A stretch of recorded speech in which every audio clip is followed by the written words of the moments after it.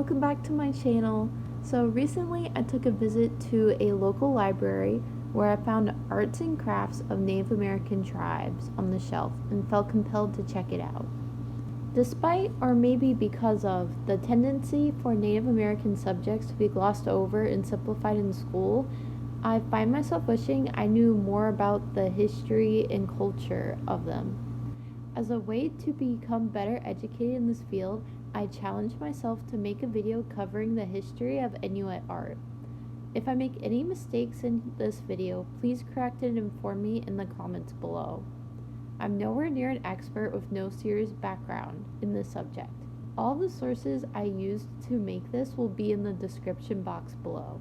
The Inuit peoples, sometimes referred to as Eskimos, mostly inhabit the northern American continent, with communities found from Chukotka to Greenland. Currently, the land where many Inuit peoples are located take up just over 1/3 of Canada's landmass, about half of its coastline. They are a growing population of about 180,000 people across several continents, all represented by the Inuit Circumpolar Council at the United Nations.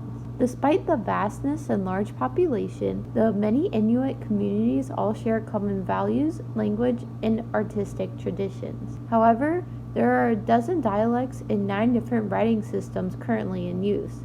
These writing systems can be traced back to the colonization of Inuit lands, where missionaries and settlers attempted to invent formal writing practices simultaneously. Since these attempts were uncoordinated with each other, it gave birth to several distinct ways to jot down their language.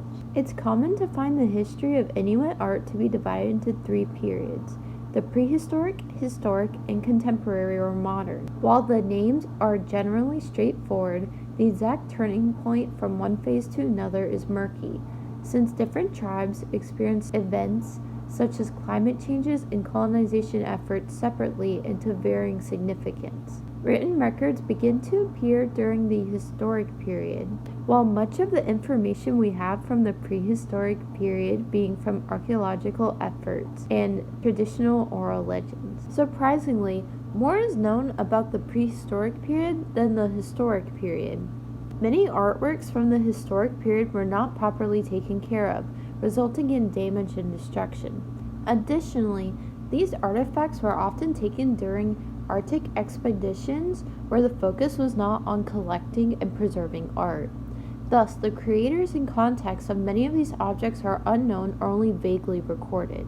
In addition to this, discrimination and laws passed in countries like Canada and the United States against practicing their traditions led to a large gap in knowledge of a generation of people. I was too late, but my dad, he caught the one that Eskimo dance before they do away with it. When the missionaries came, they do away with it. I know, they didn't want them to. They had wolf dances too, according to my grandfather, because they had, all these little holes. He said when they had those wolf dances, that little hole, look, they'd go in there just like, it's like a squirrel going in a hole. They never got stuck. Look, they'd go right in there. Just like that.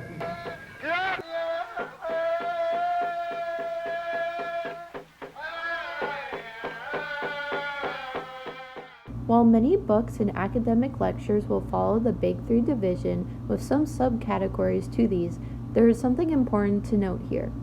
On the Indigenous Peoples of Canada's official article on Inuit history, they explain how they do not favor these somewhat arbitrary divisions of their history. This is partially because of their cultural difference, but more importantly because they do not want our history to confine us to the past.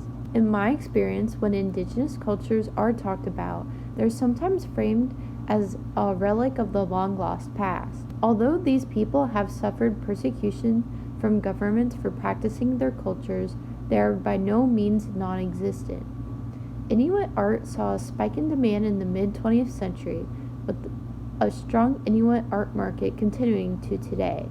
He's got $750 it is this way. At $4,750, $5,000. At $5,500 on the floor, ladies start at $5,500. Now getting at $5,500. At $5,500, then off to the right. So, in this video, I will be discussing pieces from both the past, hundreds of years ago, along with recent creations, to show how they have evolved over the years and persisted. Traditionally, the subject of Inuit art is either about the surrounding nature or everyday activities. In older works, you will see scenes of hunting, dances, celebrations, and animals with strong ties to family symbols and mythology. Pieces created over the past several decades often show similar content, but in a more modern fashion, such as Ski-Doo and Kwamuti, created in 2020. Carving is a popular form of art among Inuit creators. Before the introduction of power tools, sculptures and figurines were created with simple hand tools. Traveling long distances frequently meant that these objects were typically on the smaller side. Additionally, a lack of large trees moved the artist to use mediums such as antlers instead of wood. Ski-Doo recalls the traditional depictions of the hunt in its miniature frame and unembellished style. With the hunter riding a gas-fueled sled, the artist contextualizes the timeless tradition and the recent blend of cultures. Its interactive parts engage the viewer in the actions of the hunter, taking them on the journey with the character. Sinew and antler would have been traditionally gathered in an expedition, not unlike the one this figure is embarking upon. The ability to move and rearrange these pieces also recalls the movement that you would take physically riding in a sled. Speaking of hunting trips, the Inuit would use kayaks for seafaring adventures.